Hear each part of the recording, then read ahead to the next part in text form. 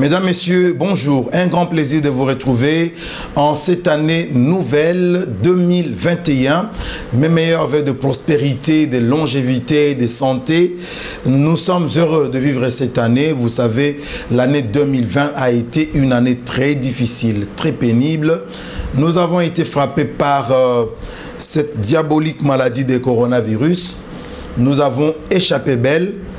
Et Dieu nous a fait grâce de vivre cette année. Nous vous disons sincèrement aussi merci à Dieu parce que vous avez été d'un grand apport, vous nous avez soutenus pendant ces moments de douleur. Pendant cette année pénible, vous nous avez soutenus tout en vous réabonnant massivement sur notre chaîne Congo Market TV. Il y en a qui vont, après avoir regardé Diony Kaninda sur des plateaux de télévision, ils vont chercher la chaîne YouTube Diony Kaninda. Notre chaîne YouTube, c'est bel et bien Congo Market TV. Congo comme la RDC, Market comme marketing et TV comme télévision. Abonnez-vous massivement. Vous ne serez jamais déçus. Vous êtes déjà 1 millier à nous suivre. Merci pour cette confiance en moins d'une année. Sincèrement, grand merci. Nous sommes ici pour Au fond, votre magazine d'analyse des questions de développement de la République démocratique du Congo, où nous donnons la parole aux acteurs de développement, aux acteurs politiques qui ont une gigote, qui ont des pensées pour développer ce pays, des pensées pour développer l'homme congolais. Nous leur donnons la parole pour qu'ils vous expliquent leur vision et si pas la vision qui conduit le pays aujourd'hui. Nous avons donc une grande joie, une joie immense de recevoir pour vous sur ce plateau un compatriote, un Congolais. Il a vécu en Europe, il est retourné au pays il y a déjà quelques années pour pouvoir souffrir avec ses frères, bâtir un grand Congo, un Congo nouveau. Apparemment, il n'en avait pas eu occasion, mais aujourd'hui, il voit un président qui est animé de cette volonté-là et je vous annonce et je vous présente Monsieur Jean-Paul Katema. Bonjour. Bonjour, Monsieur Diony Kaninda, c'est un plaisir vraiment. Merci beaucoup d'avoir répondu à notre invitation.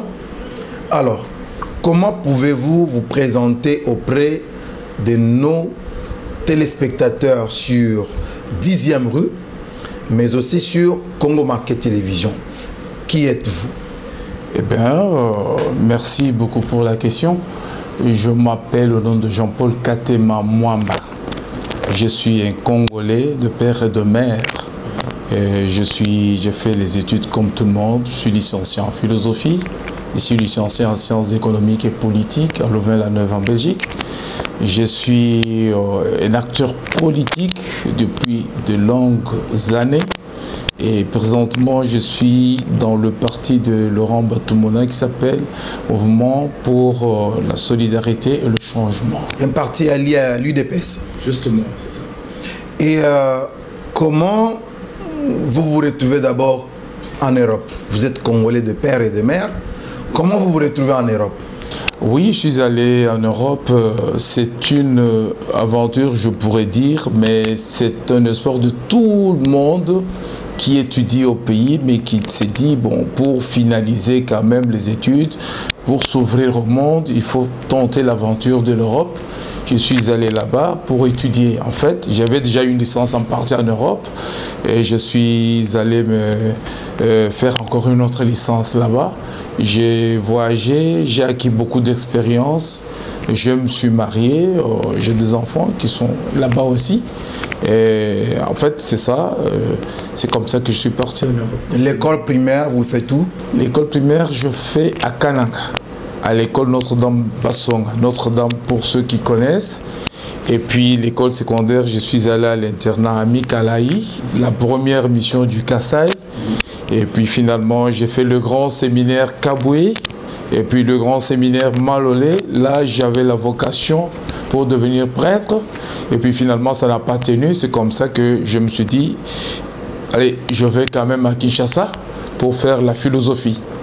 Et après avoir terminé la philosophie, j'ai pris le chemin de l'Europe. Kaboué a formé quand même beaucoup dans l'élite congolaise aujourd'hui. Hein. Certainement, certainement. Ça, c'est vraiment le creuset du savoir. Le grand séminaire Kaboué qui n'est pas passé par là. Est-ce que le cardinal Maloula n'est pas passé par là? Monseigneur Tshibangou, Monseigneur Bakole, et même le premier président de la République démocratique du Congo, le feu Kassavo, est passé par Kaboué. Ah bon? Ah oui, Kaboué, c'est vraiment... Moi, je pense que c'est peut-être une proposition que j'allais faire dans l'avenir, qu'on fasse un chemin de pèlerinage qui part de Kananga, Malandi Mokulu, l'ancienne ville, la première ville du Kasaï, et en passant par là, Mikalaï, la première mission du Kasaï, Kaboué qui est... Malandi Mokulu et on appelle Kananga. Malandi Wanshinga, il y a un lien. Voilà, c'était ça d'abord. Quand les colons sont venus de l'Angola, ils ont atterri à Malandi Mokulu. D'ailleurs, le mot Malandi lui-même signifie Malange. La province Malange de l'Angola. Ils sont venus à pied de l'Angola jusque là-bas. Donc avant toutes les intempéries, tous les dangers sur la route, ils ont atterri à Malandi Mokulu. C'est là d'ailleurs qu'il y a beaucoup de tombes de colons qui ont fait cette aventure-là. Et après, on dira non, il faut faire une ville à Kananga.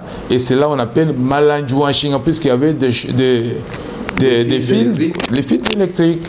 Et d'ailleurs, si vous voyez comment on a construit Kananga, parce que moi j'étais en Angola, j'étais à Malange, j'ai vu que c'est vraiment une copie-collée de la province de Malange qu'on a transposée à Kananga. Les Malangines, les métis, les filles claires qu'on trouve à Kananga, c'est des similitudes. Les Portugais qui ont accompagné cette voyage, ce pèlerinage-là, ils nous ont laissé beaucoup de métis à Kananga.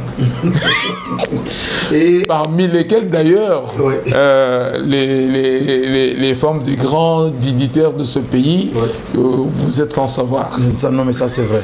Ça c'est vrai. Aujourd'hui, tous les politiques pratiquement veulent avoir des femmes métissées. C'est des femmes de teint clair. Beaucoup de politique, mais bon, là n'est pas notre débat. Mais vous êtes au grand séminaire et vous sortez de là, finalement, vous faites quoi juste après? Bon, après le grand séminaire, il faut dire que c'est une aventure qui est arrivée juste à la fin. Donc j'ai terminé tout le cycle du grand séminaire jusqu'en théologie, et après il fallait que je vienne ici en baccalauréat unique en théologie, mais Monseigneur a jugé sur base de certains rapports. Je ne veux pas juger là-dessus, je peux dire que c'est vrai ou faux, mais quand même il a jugé de me retarder. Alors il m'a demandé d'aller continuer la philosophie. En ce moment, c'était faculté de théologie catholique délimitée, qui est devenue aujourd'hui l'Université catholique du Congo, que je fasse d'abord la philosophie et après il allait m'ordonner prêtre. Je suis venu, j'ai fait la philosophie, je suis entré directement en graduat unique. Donc j'avais une compression de 3 années en 1 année. J'ai terminé le graduat unique, je suis passé en première licence, en deuxième licence, et puis finalement j'ai eu mon diplôme de licencié en philosophie. Et là, je ne me sentais plus la vocation de devenir prêtre, à proprement parler en tout cas, pour être sincère. Et j'ai jugé bon de donner cours. Est-ce que vous étiez un peu attiré par la beauté de la femme congolaise? Nécessairement, c'est-à-dire que j'ai eu entre-temps une certaine sagesse. J'ai eu la distance de raisonner sur ce que je faisais. D'ailleurs, après là, directement, j'ai donné cours à l'Institut Elikia, Sainte-Anne, en ville, juste à la gare centrale. Oui. Et puis, je suis inscrit à l'université de Kinshasa, au campus de Kinshasa, directement en 2e année de droit, avec plusieurs dispenses. Donc, je ne faisais rien. Je n'avais que quelques 5 ou 6 cours en 2e année. Nous étions en l'année 1988. Et là, à vrai dire, Johnny, j'étais désillusionné. Depuis que j'avais étudié, je n'ai jamais connu de telles conditions d'études. Donc, quand j'entre dans la salle, à l'Unikin, je trouvais les gens à même le sol, sur les fenêtres, il fait très chaud, le professeur est là devant, il parle. En 88. avec le professeur comme Mulumba Lukoji, avec Katanga Yamutumba, avec Kisaka, le feu Kisaka qui est mort, notre Kalongo Mbika, et tous ces gens-là, je les ai connus comme professeurs en deuxième année de droit.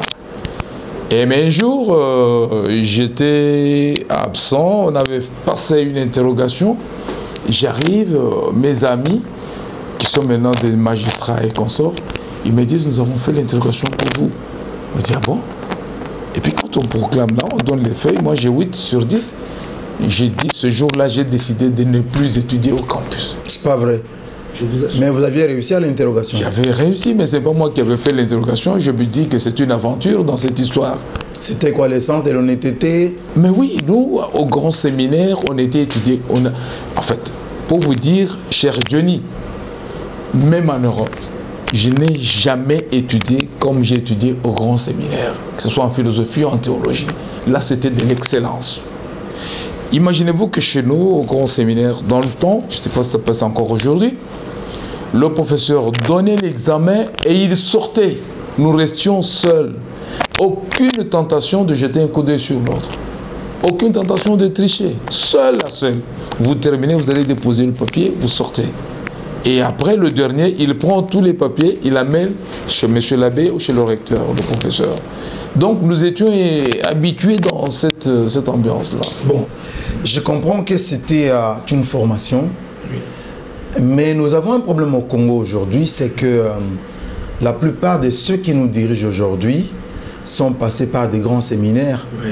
Le grand séminaire de Kinzambi à Kikwit, le grand séminaire de Kabwe, de Kivu, un peu partout. Ils ont été formés comme des personnes destinées à gérer la cité dans l'honnêteté, avec une certaine rationalité. Mais qu'est-ce qui s'est passé pour que l'homme congolais parte de là et qu'il soit ce qu'il est aujourd'hui, qui ne tienne plus compte des valeurs? Ah, ça, c'est vraiment un problème terrible. Et je suis vraiment très déçu. Et je vous donne raison, pratiquement. À 100%, vous avez raison, puisque nous avons connu beaucoup de personnes qui sont sorties du grand séminaire, qui étaient même prêtres, mais une fois aux affaires politiques, ils changent totalement. On se demande, est-ce que c'était vraiment des gens qui étaient au séminaire ou quoi? La politique corrompt? Je ne dirais pas totalement. C'est le système? C'est l'homme. L'homme n'est pas ni ange, ni démon. Mais l'homme aussi entre les deux extrémités. Et il y a aussi des facteurs qui font que l'homme, à un certain moment, ne se reconnaisse plus. Ce qu'il fait, je vous donne des exemples. Vous voyez le président Kassavou, c'est l'exemple d'honnêteté. Il était au grand séminaire, il est devenu président comme Calotin. Et d'ailleurs, on se moque de lui, on dit qu'il était naïf, puisqu'il ne volait pas, il était bien. Voilà un exemple, une exception qui déroge à la règle. Je vous donne un autre exemple. Le feu Abbé Maloumal, qui était le président de la CENI. Qu'est-ce qu'il nous a pas fait comme aventure dans ce pays? Pourtant, un abbé de son état, un homme intelligent, reconnu par tout le monde, mais une fois aux affaires, il avait changé. Ce n'est pas que le grand séminaire nous a donné des principes moraux, des principes religieux.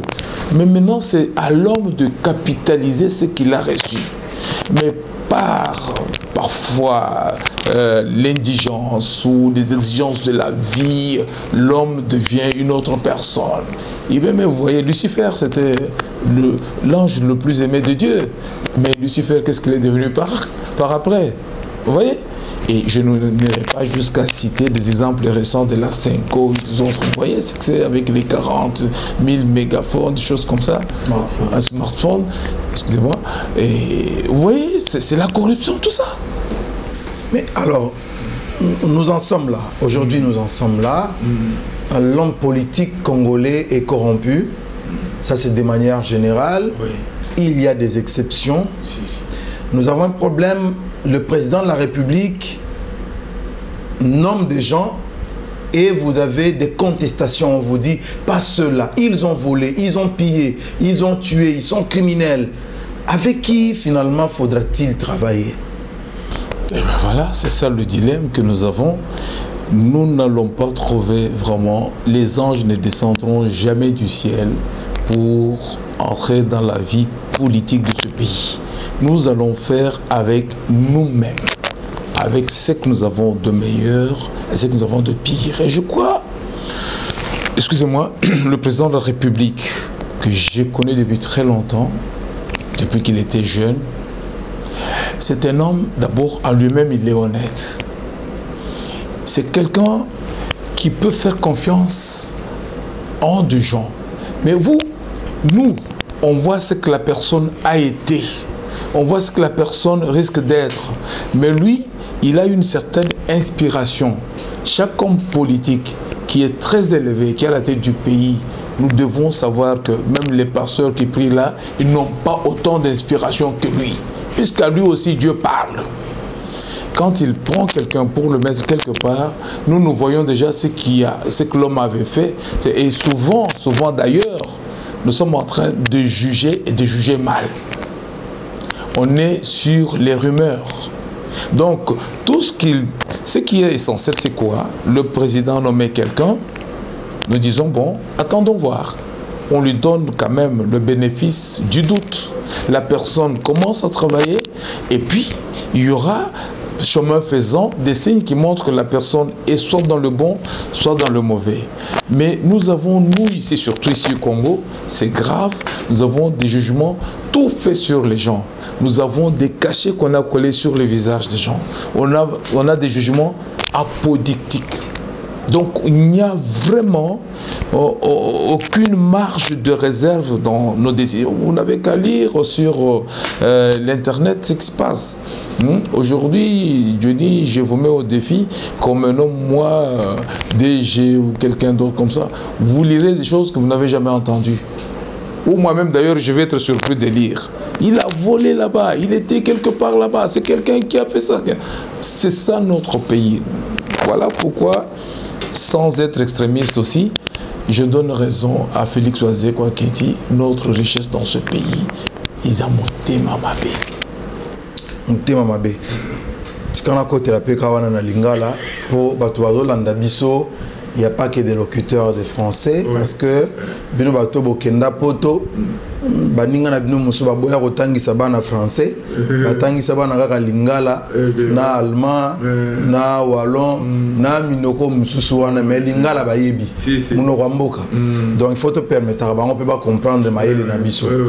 Lelo mokonza mboka ce qui totali combat na ye, ils a plus un combat pour la sécurité des citoyens congolais. C'est pour la santé des citoyens congolais.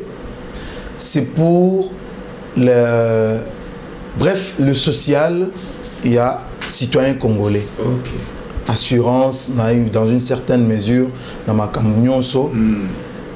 Yo on évoqué aspect nini, on peut s'amailler na yo pour le développement du Congo par rapport à ma sécurité, ma santé, ma éducation, on doit aspect nini. Voilà, je suis désolé. D'abord pour la langue. Je parle le lingala. Et je le parle assez bien. Mais peut-être que on peut mettre c'est aussi une langue nationale. Bon, cela ne tienne.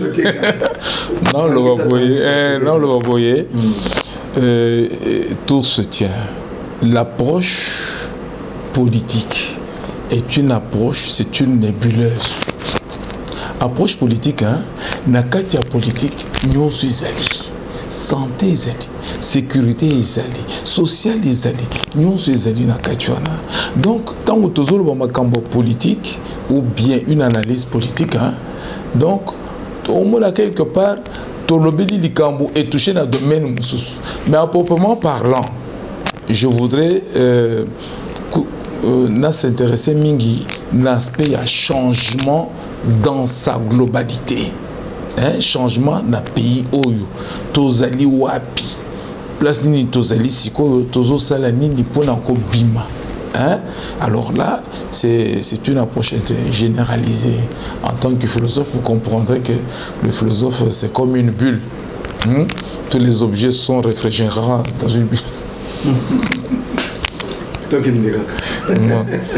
Namuni mokonzi ya mboka atali bolebi, non, ça ne va pas. N'a pas un petit pouvoir 2 ans. Nazo c'est la 2 pas liboso. Namuni 5 pas en arrière. Bisognon soto le bien, mais ce n'est pas possible. Où ils allaient comme Nino? Batu bolobi depuis qu'azu pouvoir à salir le côté. Et le côté nazo sala. Au moni, oh pouvoir siko pouvoir yangoyo. Sala ga cité. Ba réseaux sociaux. Ba lobby. Ngamoko na qui déçu. Pour les rares fois que nazape mutu, nazape mona Congo. Na mona rapé mokonzi. Na yebisi eke te tozo kende wapi tala batu nyonso bazolo bake eloko te nzokande makambo elali place mosusu elali place ni eza mokonzi compte tenu ya baloi ya pays compte tenu ya circonstance au bokonzi yango ezoelami, c'est-à-dire que abimi chef de l'État mais majorité ya ba parlementaire et qui côté mosusu to yebi ndenge ki mais ton dit pas quand même que majorité wana et qui azaki obligé que a composer na batu moko boy batu wana soki ye alobi likambo na mutu wana sala boy ministre hein ou député ayebise na koya ko répondre azumutuka akina no akinga kati atuni na loba nini bayebisie azongi alobi na mokonzi boye biloko azoloba wana ezali contre makanisi ya mokonzi tomoni yango plusieurs fois toyoki yango d'ailleurs ndeko na biso bato alamuka dans tête d'affiche Fayulu alobi azali nani pantin pour azana décision te oh boma libala na kabile vous avez mais bakende kengulu te il a eu le temps d'accepter et même le temps non seulement d'endurer mais il y a ko senga partenaire na yeke tala biloko ezaboy to changer ozomona te qu'il faut tout changer tango azo senga boye ba mosusu babimi balobi ke oh azolela azanani choka garçon atelema loba ils ont qu'à lobi boy tokomona donc mokonzi akomaki vraiment kolela na buto bato bafotenga na kokende wapi à un certain moment mais balobaka na lingala mwana nkoyi azali mwana nkoyi azankoyi mwana nkoyi atelemi azui deuxième souffle alobi maintenant c'est fini tozoboma libalango c'est ça qu'on appelle le changement. Il a dit niet. Pourquoi? Qu'est-ce qui se passait?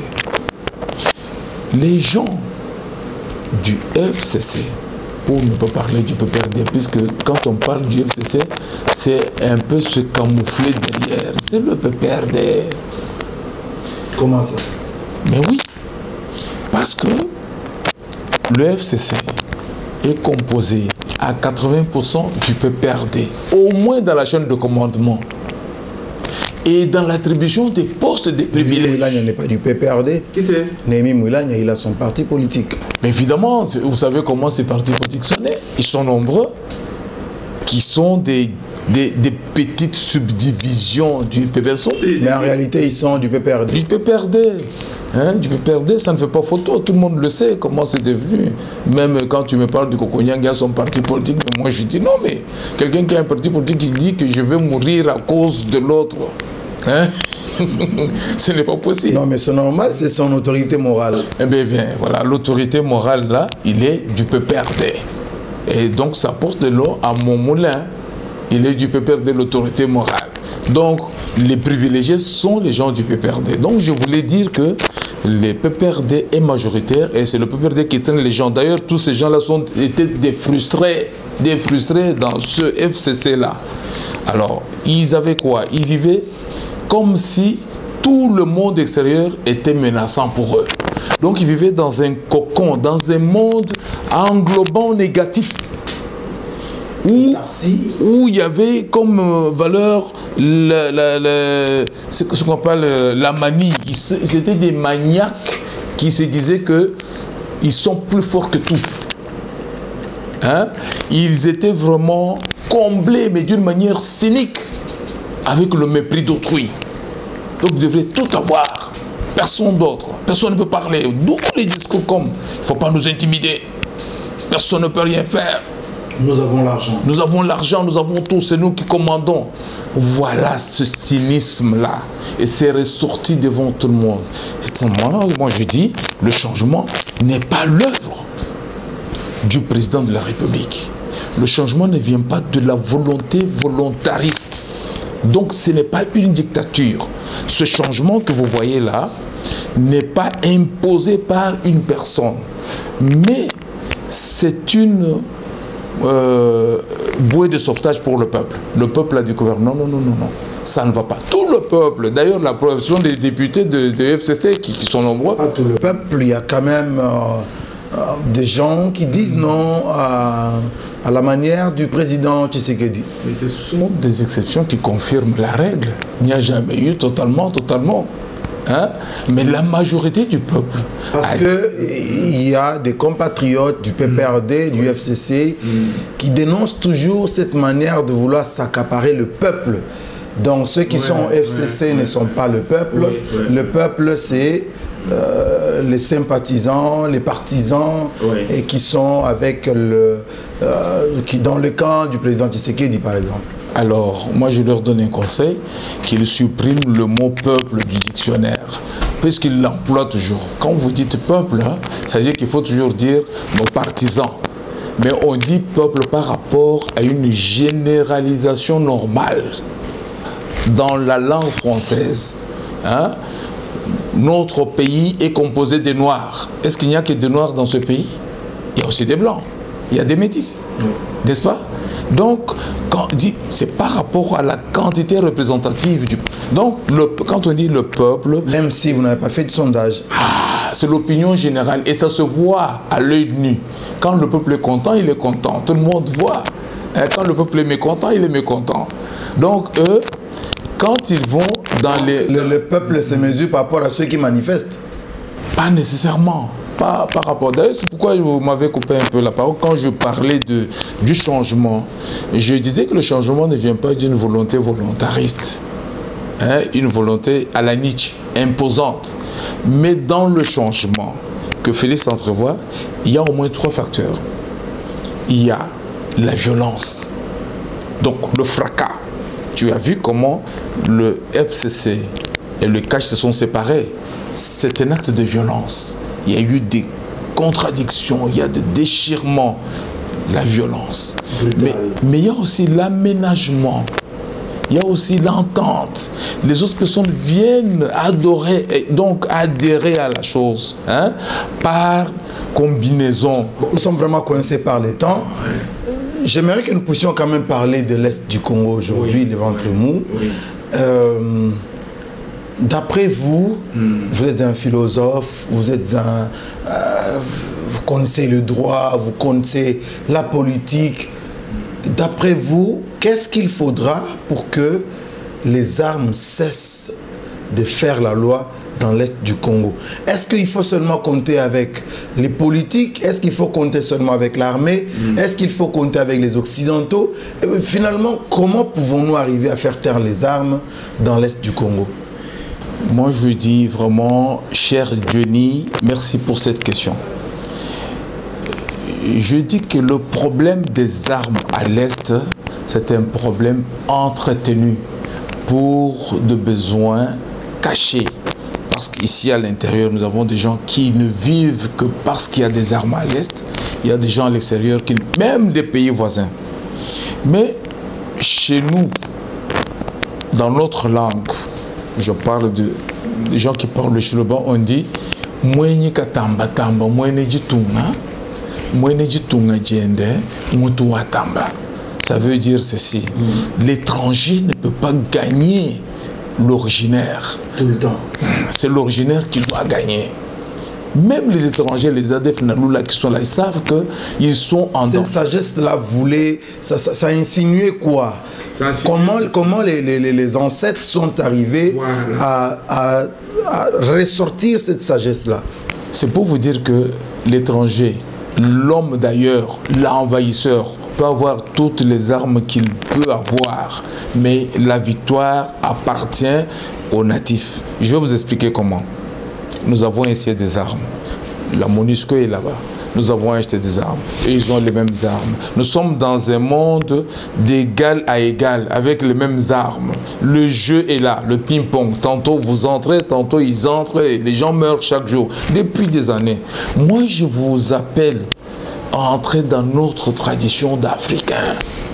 Les Africains ont gagné beaucoup de guerres. Depuis l'Égypte jusqu'à aujourd'hui. Les Africains avaient leur truc, comment gagner la guerre. Eh bien, je vous dis ceci. Nous avons gagné de grandes guerres avec des pratiques ancestrales. Non, non. Des pratiques ancestrales. Non. Je vous donne comment ça? Les ancêtres, dans leur savoir, dans leur imagination qui est donc difficile à percevoir, ils avaient imaginé des flèches empoisonnées. Cette flèche empoisonnée-là, si on tire cette flèche sur vous, moi je vous touche, je meurs. Celui qui me touche derrière, il meurt. Donc ça fait l'effet boule de neige. Une seule flèche peut tuer plusieurs personnes. Ça c'est un. Deuxièmement, nos ancêtres avaient... Simplement des flèches. Des flèches. Mais comment vous appelez ça? Mais ce sont des malayandénous. Des flèches empoisonnées. Dengu, ça veut dire loulengu. Plusieurs loulengu, ça vient dengu. Donc c'est fabriqué d'une... C'est un mélange que je ne peux pas t'expliquer. Mais il faut aller... C'est spirituel, c'est chimique, c'est... C'est mystique. C'est tout simplement mystique. Il faut aller dans le buisson. Ah, il faut aller dans le buisson mystique là pour qu'on vous explique ça. Il y a aussi... Mais comment vous connaissez ça? Mais moi, je suis une Kindi. Kindi. Ça veut dire? Je suis sorcier. Un sorcier au bon sens. Non. Je reçois un sorcier sur le plateau. Je suis initié. Un sorcier, c'est initié. Les Blancs vous ont donné l'impression que le sorcier n'est que maléfique. Non. Un sage qui connaît les choses secrètes, c'est un sorcier. Ndeko Israël Mutombo, yo benga ki bandoki nyonso, ya Congo, ya ba Congo, ya Kasai, ba Sangana, ba silisa bitumba na mboka, ba développer mboka. Ndoki moko yo. Il a raison et je l'appuie. Il y a encore, nous avons une bombe. Une très grande bombe. C'est un Kuba. La foudre. Hein? Kuba. Mais on vous localise seulement. Dans la forêt se trouvent les rebelles là. Oui. On jette la foudre, mais ils sont calcinés. Nous avons vu ça. Ça existe chez nous. Et il suffit seulement d'arranger le terrain, de mettre les gens ensemble, de calculer. Même à partir de Kinshasa, ici, sans aller à l'Est, on peut mettre les Kuba dans le... Qui va faire ça? Je voudrais que le président me donne le pouvoir d'aller chercher. D'aller chercher. C'est pas vrai. Nous avons de la foudre. Nous avons les abeilles qui peuvent aller jusque là, donc un essaim d'abeilles jusque dans leur trou. Ils entrent dans les serpents venimeux. Nous avons ce pouvoir-là. Et ils n'en ont pas. Attends, mais ça me rappelle l'Égypte avec Pharaon. Mais justement, nous venons d'où? Nous sommes des Égyptiens. Nous sommes la descendance d'Égyptiens. Nous, les Noirs, donc les Tchikam, nous sommes dans le Tchikam. Nous, on vient de l'Égypte. Nous sommes vraiment les descendants des pharaons. Donc, si on vous donne cette mission-là, vous réunissez les autres Tchikam. Je vous assure, et nous sommes nombreux, on se connaît. Nous avons des gens comme, je vais vous citer Norbert Yamba, un grand panafricaniste qui est vraiment un grand initié, un ésotérique comme pas possible.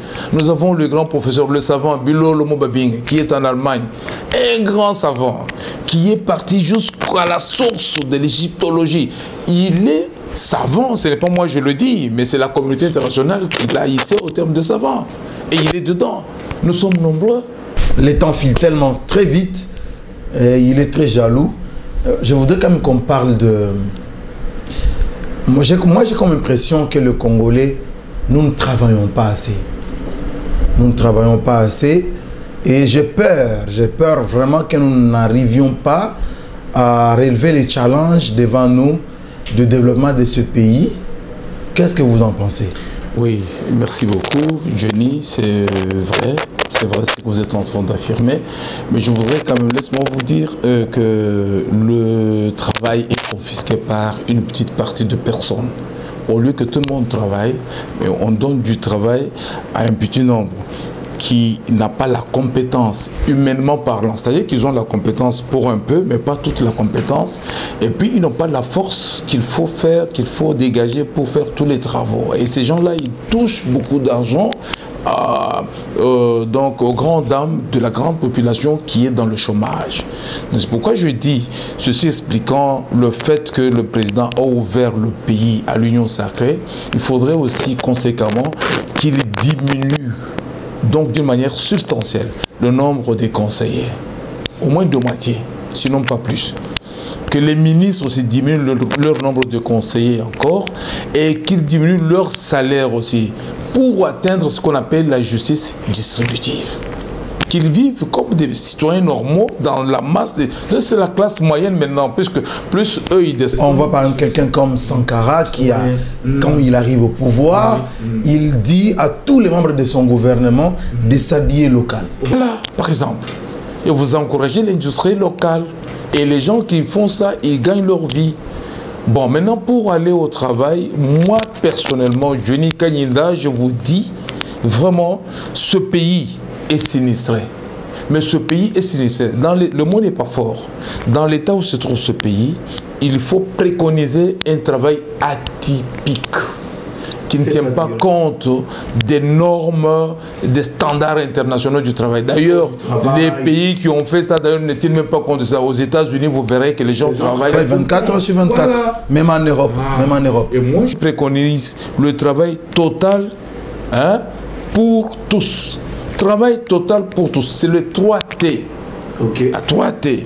Donc, c'est-à-dire le travail complet. C'est quoi? Les gens travaillent, les gens travaillent de jour et de nuit? Le jour et la nuit, sans arrêt. Donc, c'est-à-dire que quand les gens terminent, par exemple, à 17h, ce n'est pas eux qui continuent. Les autres les remplacent et ils vont jusqu'au matin. Et ça roule. Dans ce sens-là. Ça répond à quel besoin, ça? Ça répond au besoin de mettre tout le monde au travail. Puisqu'il y a beaucoup de gens qui chôment. Par exemple. Des jeunes qui chôment. Je vous donne un exemple. Nous sommes vraiment à la fin. Oui. Rien que dans les travaux pratiques. Donc ce pays doit devenir un chantier, un grand chantier. La menuiserie, l'électricité. Prenons les gens qui sont en train de travailler sur les sauts de moutons, par exemple. Voilà. Par exemple, ils ont terminé à 18h ou à 16h. Une autre équipe entre là-bas. On ne ferme pas les chantiers. Non, le chantier n'est pas fermé jusqu'au matin. Et pendant ce moment-là, les bus, les taxis-bus circulent jusqu'au petit matin, sans arrêt. Et les services de sécurité sont au travail jusqu'au petit matin, sans arrêt. Donc, ça vient vraiment boule de neige. Les gens doivent... Et puis, les gens qui travaillent, rien qu'à prendre la salubrité. Toutes les bouteilles qui sont sur les ruisseaux, partout là-bas. Mais si vous mettez les enfants à prendre ces bouteilles-là, avec des costumes bien là, donc les tenues, vous les payez. Et eux, en revanche, ils payent leurs taxes, leurs impôts. Mais le pays vit. Vous payez, il n'y aura pas de colonnes, il n'y aura pas de mendiants. Mais les gens vont toujours trouver de quoi vivre. Nous avons la force. Moi, je dis, nous n'avons pas un peuple aussi fort comme ce peuple congolais. J'étais en Europe, je connais les Européens, ils sont faibles. En Chine, un peu partout, en Afrique du Sud, dans des chantiers, même à Dubaï, dans des chantiers. Moi, j'ai vu des Congolais, dans des chantiers à Dubaï. Des ingénieurs congolais à Dubaï. Il suffit de les mettre au boulot et que vous les payez bien. En retour, ils payent leurs impôts. Regardez par exemple les Indiens qui font travailler les gens à Limité ici. Les gens travaillent de jour et de nuit. Mais regardez leur productivité. Ils font des chiffres d'affaires faramineux. Mais pourquoi le pays... Mais l'État ne sait pas le faire. L'État ne sait pas le faire. Quand vous allez à la fonction publique, déjà à 15 h, on vous dit non, je ne sais pas vous saisir ces documents, il faut revenir demain. Comme on parle aussi des médecins de nuit, il va falloir qu'on ait aussi des magistrats de nuit. Pourquoi? Parce que nous avons des procès longs et interminables. Il faut que parfois les magistrats travaillent la nuit pour pour des procès, pour une certaine célérité. On a vu avec le procès Kamer, par exemple, ils sont allés jusque tard dans la nuit. C'est ça. Pour que l'état de droit marche, il faut que la justice marche à temps plein. À temps plein. Qu'on ne vous dise pas qu'aujourd'hui le juge est malade, il ne peut pas venir, et demain... non. Il faut que les gens... Nous sommes vraiment à la fin. Nous voudrons avoir votre dernier mot avant que nous puissions désannoncer. Merci beaucoup. Mon dernier mot, c'est que je souhaite d'abord une bonne fête de fin d'année, beaucoup de bonnes choses à tous les Congolais. Au président de la République, l'incontournable Tshilombo, Félix Tshilombo Tshisekedi, et à Maman Denise, à tous mes amis. Et je souhaite beaucoup de courage, alors beaucoup de courage à tous les amis du Congo, à tous les Congolais, qui n'aient pas peur, comme dit le président de la République. La page est tournée. Nous allons maintenant vers de bonnes augures pour ce pays. Ce pays deviendra bon et heureux. Et ce sont des gens de l'extérieur qui viendront ici pour devenir exilés politiques. Merci beaucoup, Monsieur Jean-Paul Katema Mwamba, un philosophe, un politique, il est tout à la fois. Nous ferons le plaisir de le recevoir encore sur ce plateau pour nous parler de cette notion, ce concept 3T. Nous allons nous faire ce plaisir-là pour vous. Mesdames, Messieurs, merci de nous avoir suivis. Ombo Kaninyo drapeau. Et matarana 7h, ceux qui ont commis 18h, drapeau et kiti. Binonion se botte les mapas kiti sa drapeau. C'est-à-dire mbok et telemi. Donc mbok a abusé de 7h à 18h. Oh mbok anino. Nana yebisaka bino yango. Et uta wapi. Et comment wapi. Que drapeau il faut ekitara chaque jour. C'est-à-dire que tant que kiti on a sait que mbok est sainin. Pour mbok abachak drapeau bacha en berne. Ceux qui ont un deuil national, ceux qui ont un mboka, mais oh, il y a biso drapeau et qui taka chaque jour. Papa Mokondia Mboka, monsieur le président Félix Antoine Tshisekedi Tshilombo. Pourquoi c'est la biso likambo yote? Drapeau na biso tika la ya côté les malibela. Et comment ça la mabongote? Bakitisa kaka o ezana souciat. Bon o ezana palais du peuple. Bakitisa ngote pourquoi? Bati qui a le drapeau à côté les mains. Aux les cana victoire, bazo quitte sa drapeau, mboke keko pema, mais après qu'on quitte ya drapeau, yom doza ko tambola, ba yeko kangayo. Est-ce que ça a sens? Te, tozo changer pima ba manga mususu, o tozo mona ngo mikie mais au fait tant que musu ba ota la biso, o bazo talibanda bazo kama metoza na mboka nini. O bazo quitte sa drapeau, ba to ba telema, salut au drapeau. Toza à l'époque wana ya Saka Ninyo. Merci beaucoup abonnez-vous massivement à Congo Market Télévision, mais aussi regardez beaucoup 10e de votre télévision. Merci beaucoup et à la prochaine.